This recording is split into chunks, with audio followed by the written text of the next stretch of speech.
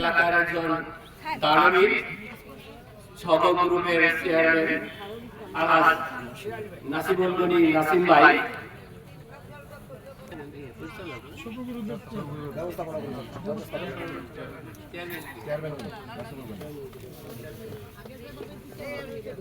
চলো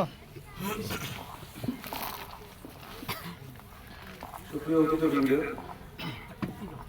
হ্যালো, এখানে যারা উপস্থিত আছেন, সুপ্রিয় অতিথিবৃন্দ, এখানে যারা উপস্থিত আছেন তাদের সকলকে আমি জানাই আসসালামু আলাইকুম। সকলের পক্ষ থেকে আমি কথা বলছি ডাক্তার মোহাম্মদ নাহিদ হাসান ঈশা। তো শীত যদি আমি বলি, শীত ধনী এবং গরিব সকলের মধ্যেই কিন্তু শীত কাজ করে, তাই না?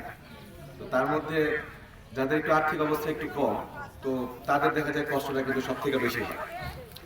আর এই যে বাংলাদেশের প্রেক্ষাপটে যদি আমি বলি, প্রায় 2020-এর রিপোর্ট অনুযায়ী প্রায় 40% মানুষ প্রতিনিয়ত এই চোখের ছানিজনিত সমস্যার কারণে কিন্তু এই অন্ধত্ব যেটা আমরা বলি সেটা কিন্তু বরণ করতেছে। তো সেই রকম দৃষ্টিকোণ থেকে এই যে চক্ষু লেন্স বিনামূল্যে বিতরণের যেই প্রক্রিয়াটা, এটা অবশ্যই একটি ভালো উদ্যোগ। এবং আমার মনে হয় যে আপনারা এই লেন্স অ্যাড করে আপনাদের চোখে আলো, দুনিয়ার আলোটাকে আরো সুন্দরভাবে দেখতে পারতেছেন বলে মনে করি। তো সাধারণভাবে যখন কোনো একটা অপারেশন যখন হয়, তখন শরীর স্বাভাবিকভাবে দুর্বল থাকে এবং যেখানে চোখের মতো একটা সংবেদনশীল অঙ্গ, সেটা কিন্তু আরো বেশি সংবেদনশীলতা পরিণত হয় এবং শীত তো আরো বেশি মানুষের কষ্টের কারণ হয়ে দাঁড়ায়।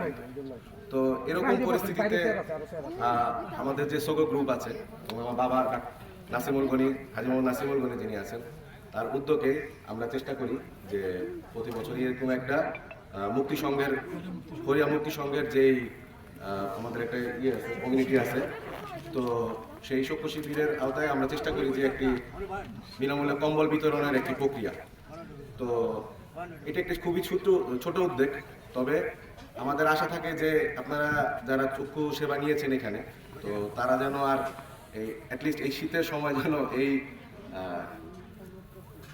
শীতের যে বিষয়টা থাকে, এটা যাতে আপনারা একটু দূরী করতে পারেন এবং অ্যাটলিস্ট কিছুটা সংবেদনশীল ভাবে আপনারা থাকতে পারেন, সেটাই একটি চেষ্টা আমাদের। তো আপনারা আমার বাবার জন্য দোয়া করবেন যাতে আমরা যাতে কন্টিনিউয়াসলি এই কাজটাকে এইরকম চালাই যেতে পারি এবং প্রতি বছর যেন আমরা এরকম একটা বিষয় আয়োজন করতে পারি, এরকম একটি কর্মসূচি বহাল রাখতে পারি বলে ইয়ে করি। আপনার সবাই আমাদের জন্য দোয়া করবেন। ধন্যবাদ।